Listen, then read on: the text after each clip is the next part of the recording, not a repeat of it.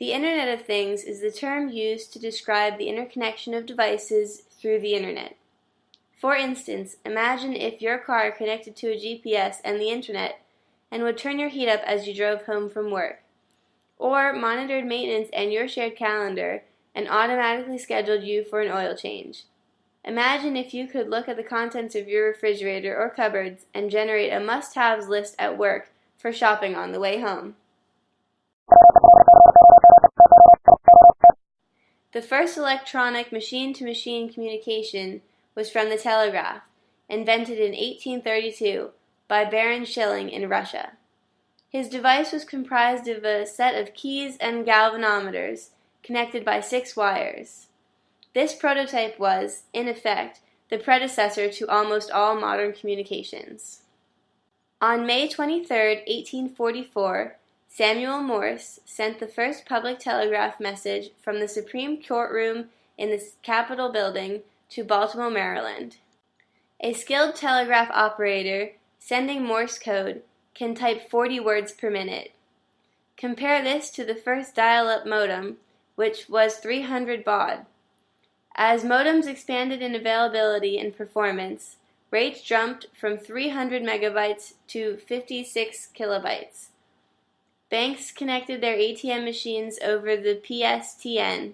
Newspapers would stop their own print shops and farm the printing out to specialized print shops, and they would deliver the media over modem.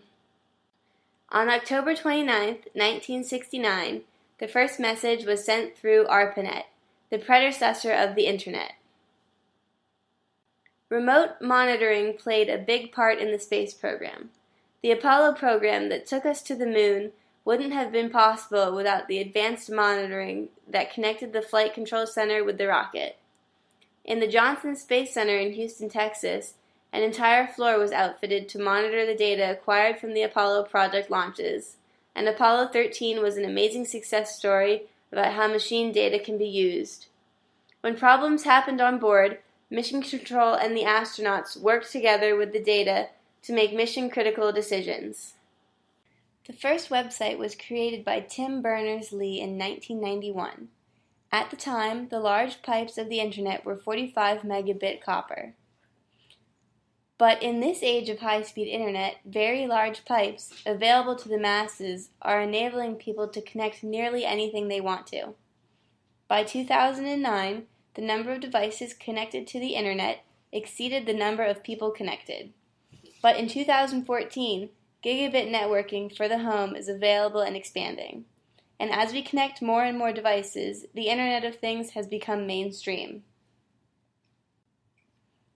IoT can be broken down into 3 very simple parts. The first part is a node. Any endpoint that would be communicated to or from is a node.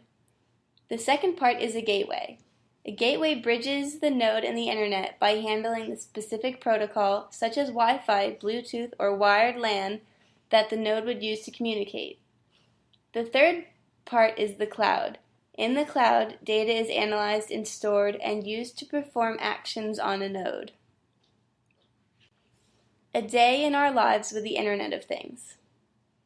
Smart controls in our houses make it easy to connect our lives to our technology.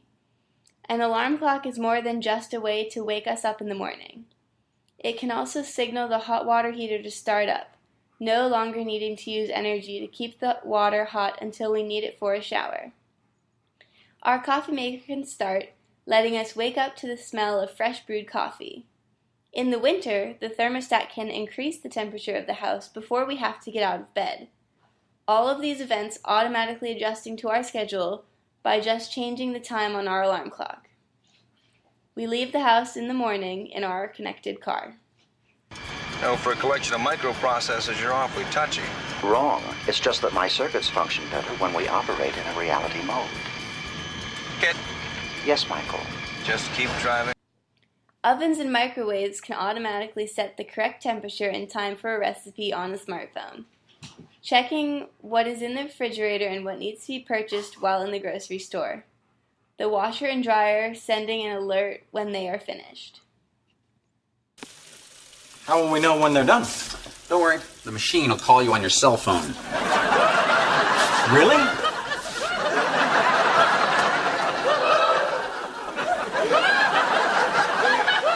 According to a freshly baked Hewlett-Packard Company study, a worryingly high 70% of Internet of Things devices, including sensor and connected infrastructure, poses vulnerabilities that hackers could easily exploit. By not putting security as a number one priority, IoT may frustrate and anger users from the very beginning. Imagine having your smartphone control of lights in your home taken over by the neighbor's kids. That would be merely annoying compared to them accessing the IoT device in your door locks and letting themselves in. More worrisome would be allowing unfettered access to the data that IoT generates. For instance, Google has made it perfectly clear that they want into the IoT realm, going so far as to invest $3.2 billion into home automation company Nest. They certainly aren't doing that to sell gear, based on the business model they have made for themselves, mining data from their users to sell. Currently, there is no real governing body, either technological or political, to come up with restrictions and security measures, leaving this mostly to the producer. So far, we have shown some of the ways IoT can entertain us, and some ways that it can make our lives a little easier. There are much more important reasons the Internet of Things are important in our lives. New wearable tech for monitoring medical conditions is being developed. Imagine a heart monitor worn as a necklace that will notify your doctor when an irregular heartbeat occurs. The connector heart monitor may be able to detect the irregular heartbeat long before the symptoms are felt. If the past is at all representative of tech, it is clear that IoT is going to happen. There is too much money involved in it, and the companies that have worked thus far on it have invested enough money to show commitment. Nike has a shoe that monitors your runs, automatically updating your online running log. But the real purpose of this isn't to tell you how far you have run, but to enable Nike to better market you. We are continuing to become more and more connected and integrated with technology each passing year.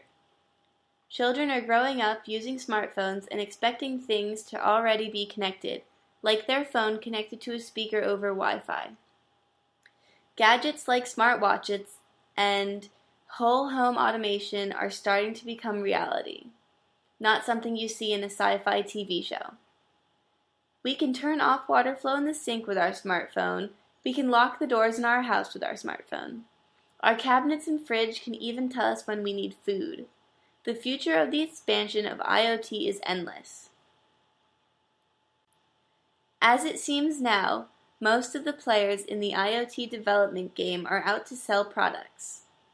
As an evolving technology, we know that there are always startup pains felt, but we hope that in the end they find a balance between the betterment of the Internet and finding market data. In the end, IoT isn't going anywhere anytime soon. IoT is here to stay, and as the concepts and technologies grow in popularity, they also grow in the integration in our lives. This is the future of technology and the future of our world. We are moving closer and closer to a completely connected planet, whether it will connect to our peers halfway across the planet or connect to our fridge who is telling us that we need to buy more milk. As IoT continues to grow, the possibilities will only be limited by imagination. Marketing will be changed to target specific audiences.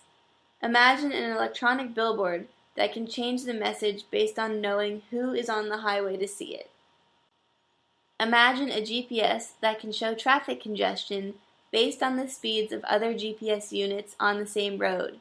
Find an open parking spot near your destination, or make a reservation at a hotel on your route.